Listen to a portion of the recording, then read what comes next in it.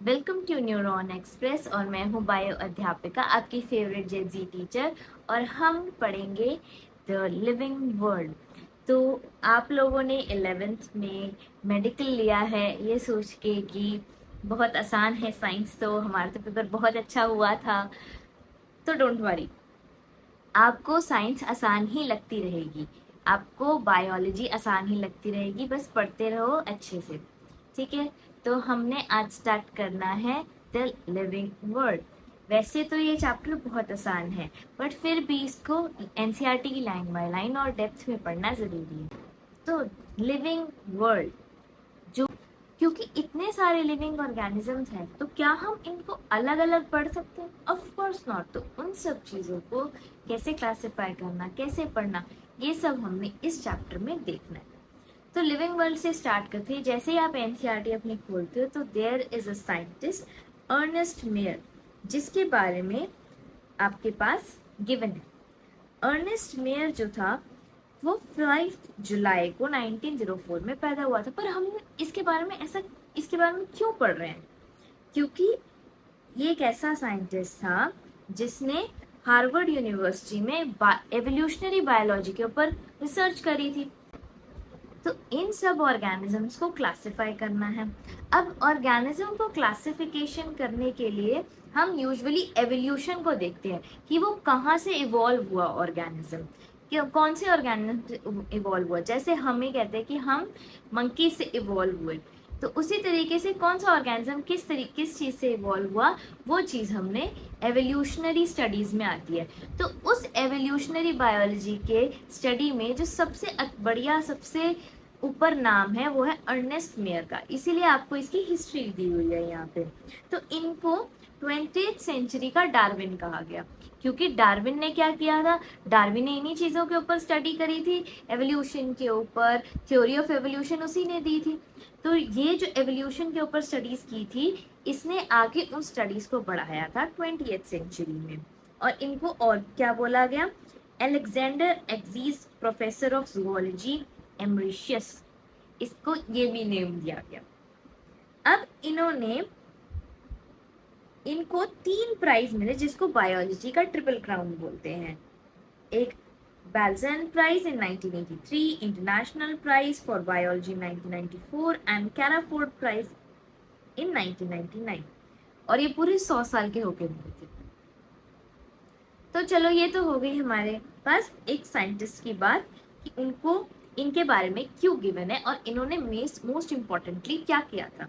तो इन्होंने most importantly क्या करा था? एवोल्यूशनरी बायोलॉजी के ऊपर स्टडी की थी। ठीक है, अच्छा, अब लिविंग वर्ल्ड पे अगर हम आ जाते हैं तो हमारे पास अलग अलग ऑर्गेनिजम्स हैं इस पूरी दुनिया में।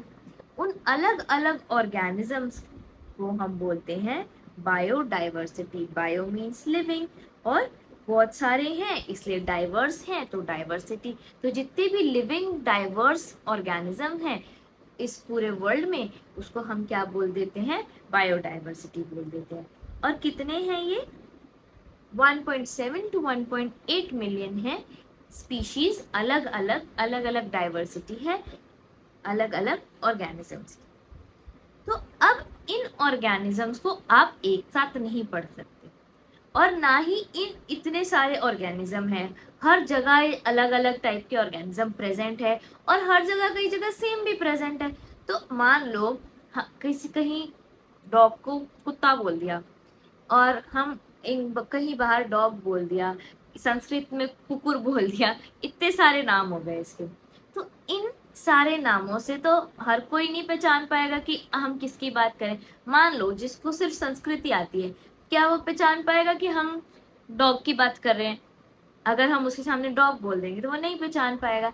इसीलिए साइंटिफिक लैंग्वेज में नेमिंग की गई इन सब ऑर्गेनिजम्स की, ताकि हर एक ऑर्गेनिज्म को एक ही नाम से जाना जा सके। उसी को हम क्या बोलते हैं? उसी को हम नॉमनक्लेचर बोलते हैं। उसी को हम नॉमनक्लेचर बोलते हैं, जिसमें क्या करते हैं?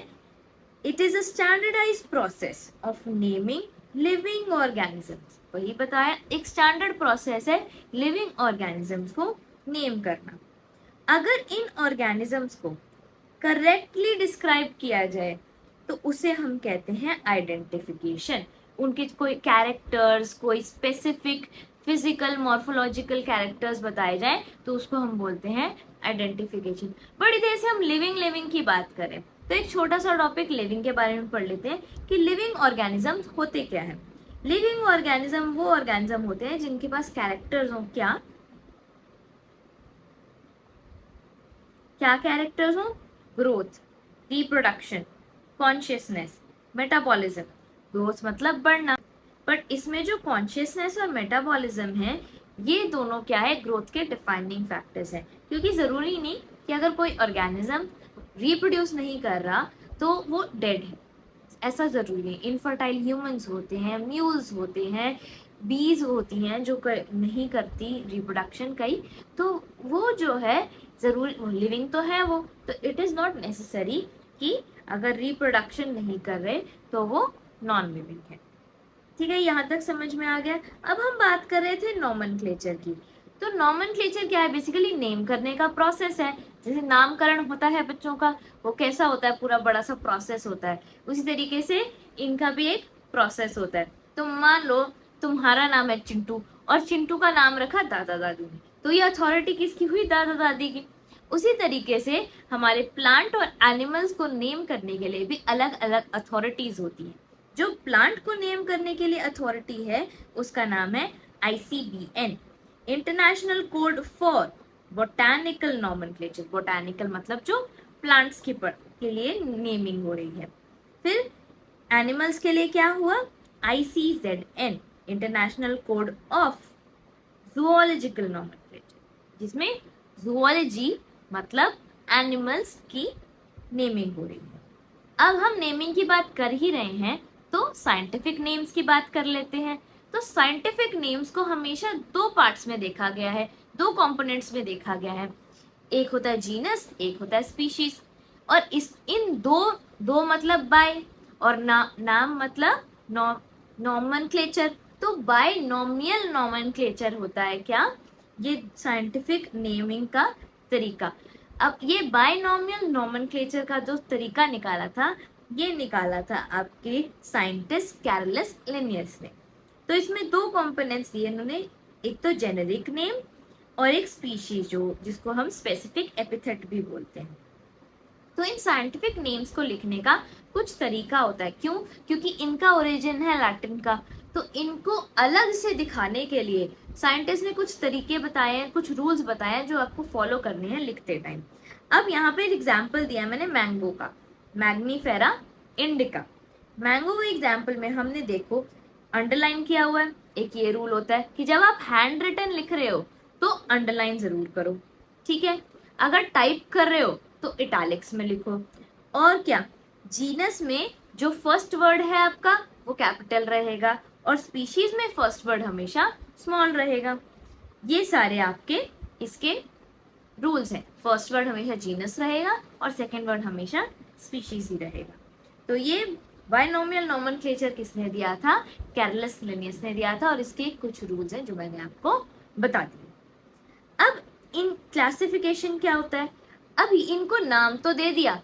अब मान लो तुम्हारे घर में चिंटू मिंटू पिंटू 4 लोग, 3 लोग, ठीक है। चिंटू मिंटू पिंटू 3 लोग हैं। अब तीनों को क्लासिफाई करना पड़ेगा। अलग अलग स्कूल में पढ़ने भेजोगे तो अलग अलग क्लासेस में जाएंगे ये लोग।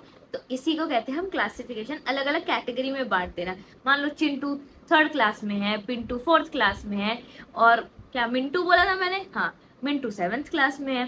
तो ये सारे अलग अलग क्लास में ही बैठेंगे ना, तो इनको अलग अलग कैटेगरीज में बांट दिया एक तरह से। तो इसी को हम बोलते हैं क्लासिफिकेशन। जब हम ऑर्गेनिज्म को अलग अलग कैटेगरी में बांट देते हैं इसको हम क्या बोलते हैं? क्लासिफिकेशन। तो इन कैटेगरीज को हम क्या बोलते हैं? मान लो क्लास 5 और क्लास 7 ये अलग अलग कैटेगरीज हैं। हर एक कैटेगरी को हम क्या बोलते हैं?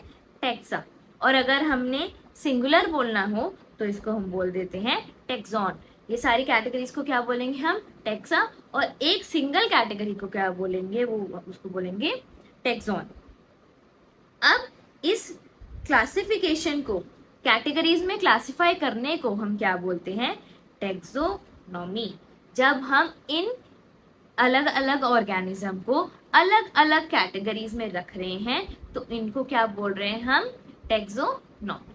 ठीक है, अब इसको कैसे समझ सकते हो, मान लो तुम्हारे पास एक बॉक्सेस का क्रेट है, उसके अंदर फर्स्ट बॉक्स में तुमने क्या रखा, फर्स्ट बॉक्स में तुमने बर्ड रखी, सेकंड बॉक्स में क्या रखा, सेकंड बॉक्स में तुमने कैट रखी, थर्ड बॉक्स में क्या रखा, थर्ड बॉक्स में छोटा सा पपी रख दिया। तो ये अलग अलग कैटेगरीज हो गई, अलग अलग लेवल्स हो गए। सबसे ऊपर तुमने बर्ड रख दी, फिर नीचे कैट रख दी, फिर नीचे डॉग रख दिया। तो ये अलग अलग कैटेगरीज हो गई, तुमने बांट दिया इसको, उसमें आइडेंटिफाई कर दिया, इसमें टेक्सोनॉमी बोल दिया आपने इसको, कि अलग अलग कैटेगरीज में अलग अलग टेक्सा में हमने अलग अलग ऑर्गेनिज्म को क्लासिफाई कर दिया। इसको हम क्या बोलते हैं, इसको हम टेक्सोनॉमी बोलते हैं। अच्छा, प्रोसेस होता है टेक्सोनॉमी का, सबसे पहले क्या, कैरेक्टराइजेशन, कि उसमें क्या क्या कैरेक्टर्स हैं वो पता करना, आइडेंटिफिकेशन, स्टैंडर्ड प्रोसीजर, सही प्रोसीजर से उसके अलग अलग मॉर्फोलॉजिकल, फिजियोलॉजिकल और एवोल्यूशनरी कैरेक्टर्स को आइडेंटिफाई करना। फिर क्लासिफिकेशन, क्लासिफिकेशन क्या है, अलग अलग टेक्सॉन में हमने उसको क्लासिफाई कर दिया। फिर उसके बाद नॉमेनक्लेचर, अब हर एक ऑर्गेनिज्म को नेम करना इज नॉमेनक्लेचर, और ये होता है हमारा पूरा प्रोसेस टेक्सोनॉमी का। फिर यहाँ पे एक वर्ड आता है सिस्टमैटिक्स। सिस्टमैटिक्स नाम से सिस्टम कुछ समझ आ रहा है, तो बेसिकली जब हम एवोल्यूशन के टाइम से, एवोल्यूशन से पढ़ते हैं कि ये कैसे इवॉल्व हुआ ऑर्गेनिज्म, और उनकी रिलेशनशिप्स पढ़ते हैं आपस में ऑर्गेनिजम्स की, तो उसे बोलते हैं सिस्टमैटिक्स। तो एवोल्यूशनरी रिलेशन पढ़ते हैं हम ऑर्गेनिज्म की आपस में, कि जैसे मान लो हमारा और मंकी के एवोल्यूशन की रिलेशन क्या है, उसको हम क्या बोलते हैं, सिस्टमैटिक्स, उसकी स्टडी को बोलते हैं सिस्टमैटिक्स। ये कैरोलस लिनियस की बुक थी सिस्टमा नेचर, जिसमें उसने बायनॉमिनल नोमेनक्लेचर वगैरह के बारे में बताया था, उसका नाम था सिस्टमा नेचर। इससे सिस्टमैटिक्स से रिलेटेड है, इसीलिए यहाँ पर बताया गया है।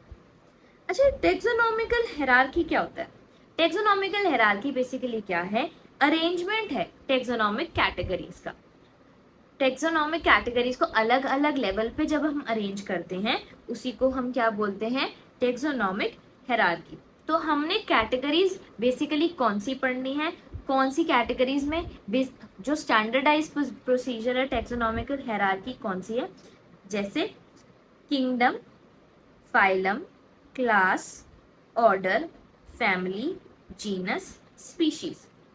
ठीक है, जीनस और स्पीशीज के बारे में तो पहले ही पढ़ चुके हैं, पर फिर बता देती हूँ। स्पीशीज ऐसे ग्रुप ऑफ ऑर्गेनिज्म होते हैं जिसका जो फंडामेंटली सेम नहीं है। जैसे मान लो हम ह्यूमंस है, होमोसेपियंस है, तो हम सारे ह्यूमंस एक ही स्पीशीज के अंडर आते हैं, और हम मंकीज और हमारी स्पीशीज अलग अलग है, तो हम एक स्पीशीज में नहीं आएंगे, हम अलग अलग स्पीशीज में आएंगे। ये समझना बहुत जरूरी कि हमारा एक ग्रुप है, उनको हम स्पीशीज बोल रहे हैं।